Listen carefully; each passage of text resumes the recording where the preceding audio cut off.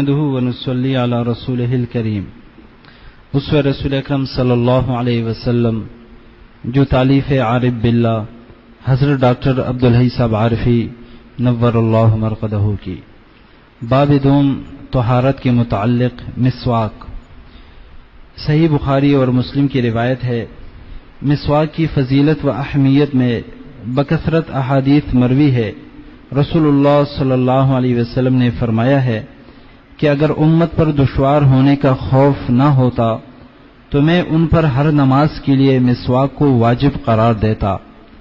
مسواک کرنا منہ کی پاکیزگی کا ذریعہ ہے اور موجب رضائے حق سبحانہ و تقدس ہے۔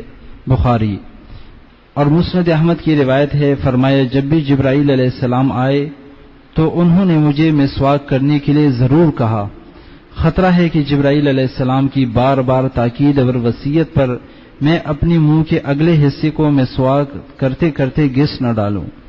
حضور صلی اللہ علیہ وسلم جب قرات قرآن یا سونے کا ارادہ فرماتے تو مسواک کرتے اور گھر میں داخل ہوتے وقت بھی مسواک کرتے۔ چنانچہ حضرت عائشہ صدیقہ رضی اللہ عنہا فرماتی ہیں کہ حضور اکرم صلی اللہ علیہ وسلم کاشان اقدس میں داخل ہونے کے بعد سب سے پہلا کام جو کرتے وہ مسواک کرنا ہوتا تھا، اور وضو اور نماز کے وقت بھی مسواک کرتے تھے۔ انگلی سے مسواک کرنا بھی کافی ہے اگر لکڑی کا مسواک نہ ہو، اور درست سخت کپڑے سے ہو تب بھی کافی ہے۔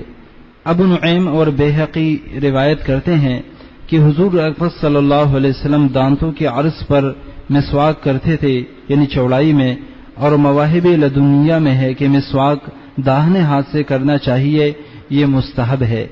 بعض شراح نے لکھا ہے کہ مسواک میں یعنی سے مراد ہے کہ ابتدا داہنی طرف سے کرے۔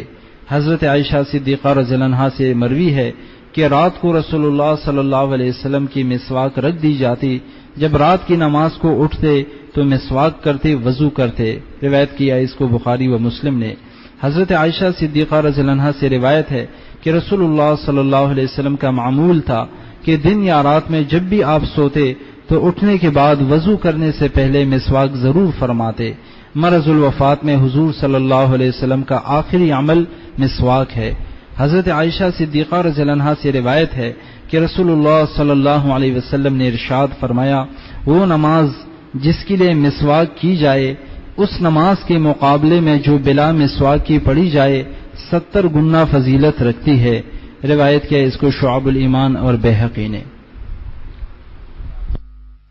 ابھی مسواک کے بارے میں آپ نے سنت کا عمل، آپ صلی اللہ علیہ وسلم کا عمل سنا، 10 روپے کی ہوگی، 15 روپے کی ہوگی، اور حدیث پاک ہے کہ منہ کی پاکی ہے مفہوم، اور رب کی رضا ہے، اور کلمہ شہادت یاد دلائے گی یہ مسواک، اور سن لیا آپ نے 70 گنا زیادہ ثواب ہے اس کا، جو بغیر مسواک کے نماز پڑھی جائے اور جو مسواک کے ساتھ پڑھی جائے 70 گنا سے زیادہ ثواب ہے۔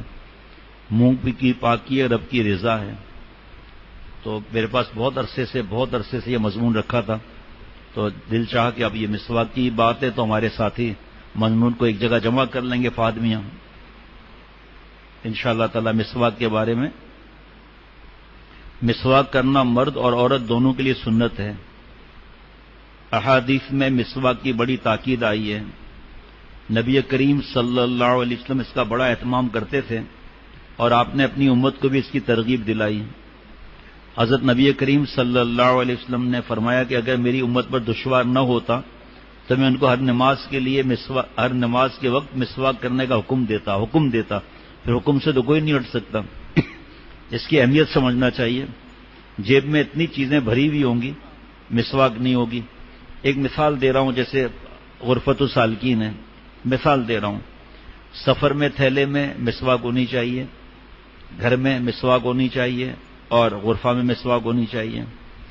آپ کا دکان ہے، دکان پر مسواک ہونی چاہیے، گھر پر ہونی چاہیے، اور آپ کیونکہ سفر کرتے ہیں گاڑی میں بھی ہونی چاہیے۔ 30 روپے کا خرچہ ہے، لیکن اور کبھی ایسا ہو، ہمارے پیارے شیخ العرب والعجم عارف باللہ حضرت مولانا شاہ حکیم محمد اختر صاحب رحمۃ اللہ علیہ، اللہ ان کی قبر کو نور سے بھر دے، ایک بار جو حضرت کا تھیلا ہوتا ہے نا سفر کا، تو اس میں مسواک مل نہیں رہی تھی اور نماز کا وقت ہو گیا، تو وہ خادم ڈر رہے ہیں۔ حضرت فرمایا بھائی ڈرنے کی کیا بات ہے، غلطی کسی سے بھی ہو سکتی ہے، میں انگلی سے مسواک کرنے والی سنت آج کر لیتا ہوں۔ تو پھر بعد میں نماز کے بعد وہ مسواک مل گئی۔ تو ایسا ہوتا ہے، اب میں دیکھتا ہوں آگے ہے یا نہیں، ورنہ بتا دیتا ہوں۔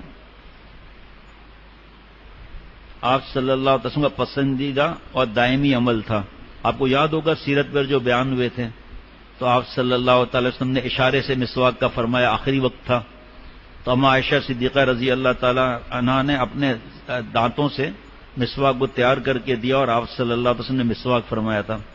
اور پھر جب غشی اطاری ہو رہی تھی تو مسواک دیتے ہوئے مسواک نیچے گر گئی تھی۔ وہ عجیب سیرت کے بیانات ہیں، اللہ مجھے بھی توفیق دے عمل کی۔ حضرت عائشہ صدیقہ رضی اللہ تعالیٰ عنہ سے پوچھا کہ نبی اکرم حضرت شریح رضی اللہ تعالیٰ عنہ بیان فرماتے ہیں کہ میں نے حضرت عائشہ صدیقہ رضی اللہ تعالیٰ عنہ سے پوچھا کہ نبی اکرم صلی اللہ علیہ وسلم گھر میں داخل ہونے کے بعد سب سے پہلے کیا کام کیا کرتے تھے؟ حضرت عائشہ صدیقہ رضی اللہ تعالیٰ عنہ نے فرمایا کہ مسواک کرتے تھے۔ سلام کی سنت الگ ہے اور مسکراتے ہوئے داخل ہونا سنت الگ ہے۔ اب ہمارا اس پر عمل ہے یا نہیں ہے؟ مسکراتے ہوئے داخل ہوتے ہیں نہیں ہوتے؟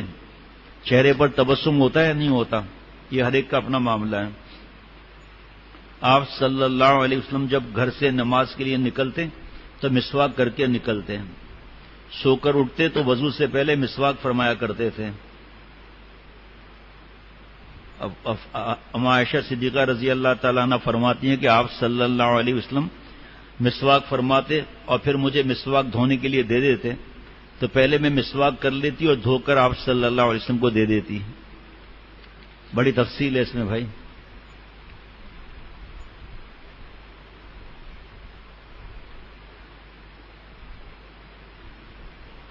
آپ صلی اللہ علیہ وسلم نے حضرت عامر بن ربیعہ رضی اللہ تعالیٰ عنہ فرماتے ہیں کہ میں نے رسول اللہ صلی اللہ علیہ وسلم کو روزے کی حالت میں اتنی مرتبہ مسواک کرتے دیکھا کہ میں اسے شمار بھی نہیں کر سکتا۔ ہم کیا کر سکتے ہیں، 5 مرتبہ ہی کر لیں، اللہ توفیق عطا فرمائے۔ اور میں نے ابھی بتا دیا حدیث پاک کے منہ کی پاکیزگی اور اللہ کی رضامندی ہے۔ اور مرقات میں جو مشکات شریف کی 11 جلدوں میں شرح ہے، جو میں نے ابھی عرض کیا کہ ملا علی قاری رحمۃ اللہ علیہ فرماتے ہیں کہ مسواک میں 70 فائدے ہیں۔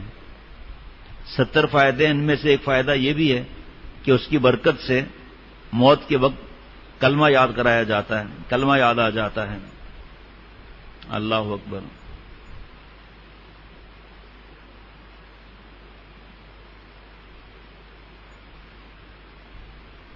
پھر مختلف قسم کے مسواک کے فائدے لکھے ہوئے ہیں۔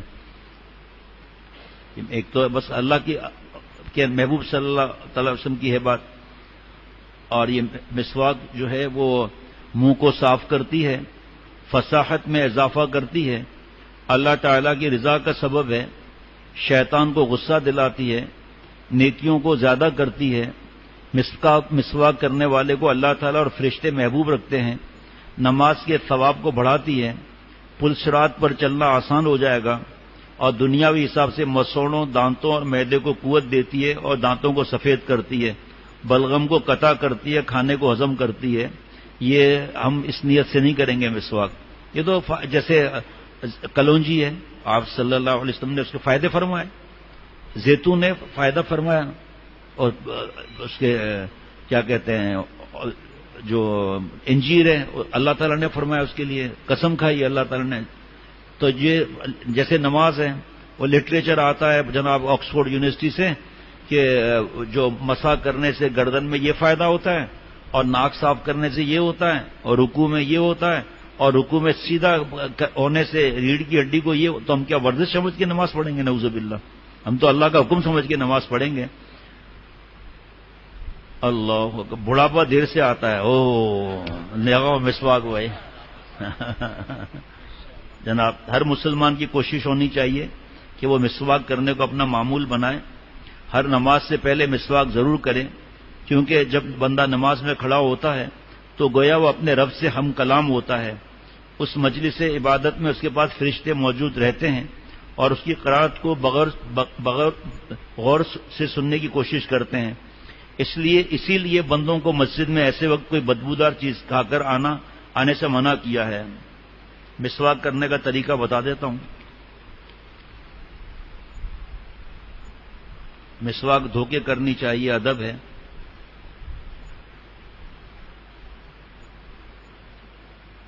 ہر وضو میں مسواک سنت ہے. وضو کے علاوہ ان اوقات میں مستحب ہے. نماز کے لیے سنت ہے تو پابندی کی فکر ہونی چاہیے. باقی وقت میں ہر نماز کے وقت وضو ہے، لیکن نماز کے وقت جا رہے ہیں مستحب ہے. تلاوت قرآن مجید مستحب ہے. سو کر اٹھنے کے بعد منہ میں جب کسی وجہ سے بدبو ہو جائے، جمعے کے دن سونے سے پہلے، کھانے کے بعد، سحر کے وقت. اب ایک مثال بتا رہا ہوں. جیسے یہ مسواک ہے، ایک بالش تو ہونی چاہیے. جزاک اللہ. اچھا چلو میری مسواک لے آئے.